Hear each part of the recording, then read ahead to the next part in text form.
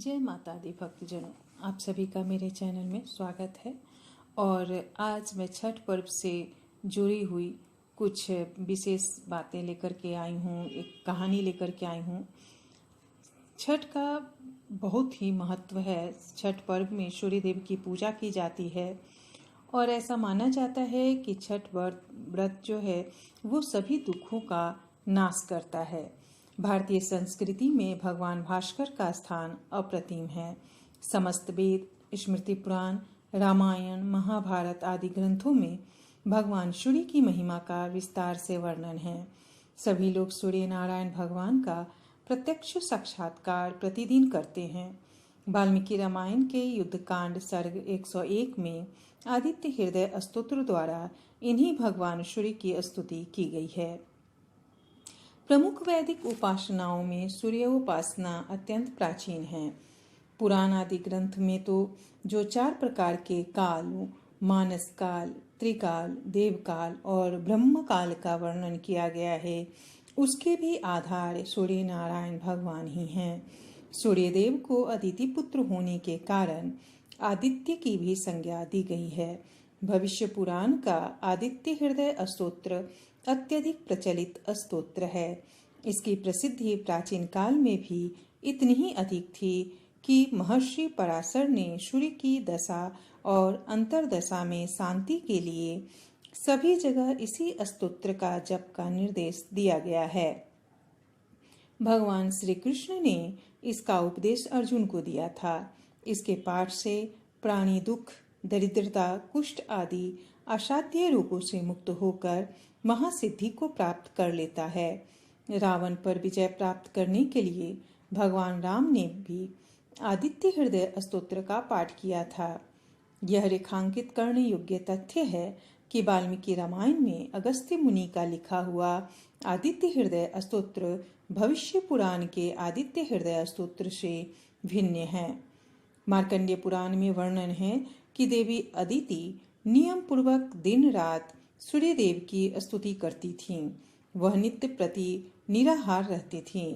एक दिन सूर्य देव ने प्रसन्न होकर दक्ष कन्या अदिति को आकाश में प्रत्यक्ष दर्शन दिया और कहा कि मैं अपने सहस्त्र अंगों सहित तुम्हारे गर्भ से उत्पन्न होकर तुम्हारे पुत्रों के शत्रुओं का नाश कर दूंगा।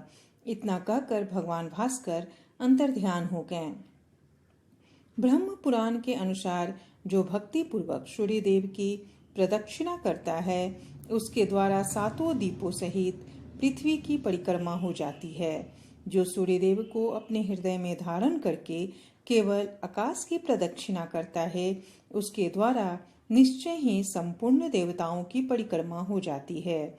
जो षष्ठी या सप्तमी को एक समय भोजन करके नियम और व्रत का पालन करते हुए भगवान भास्कर का भक्ति पूर्वक पूजन करता है, उसे अश्वमेध यज्ञ का फल प्राप्त होता है।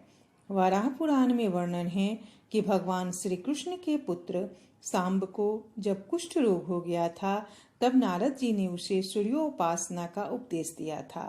सांब ने मथुरा जाकर सूर्य नारायण की उपासना की, तब वह ठीक हो गया।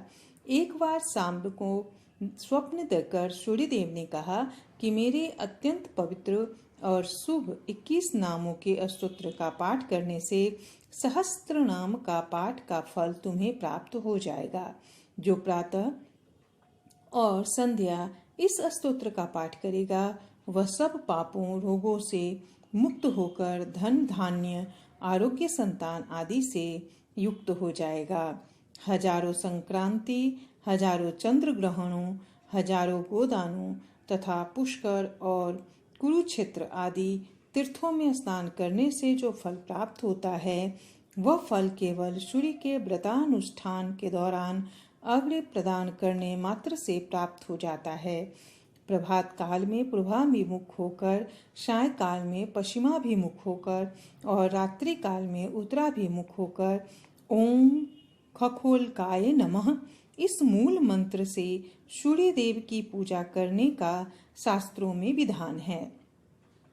सूर्य नारायण के 4 दिनों के व्रतानुष्ठान के दौरान षष्ठी तिथि को अस्तांचलगामी सूर्य और सप्तमी तिथि को उदयाचलगामी सूर्य को अर्घ्य देने वाले व्रतियों के लिए एक मंत्र बहुत ही महत्वपूर्ण है। मंत्र है एहि सूर्य सहस्त्रांशो तेजो रासे जगतपते अनुकंपयेम माम भक्त्या गृहाणाघर्यम दिवाकर। धन्यवाद दोस्तों। अगर वीडियो पसंद आए तो वीडियो को ज़्यादा से ज़्यादा लाइक करें, शेयर करें और चैनल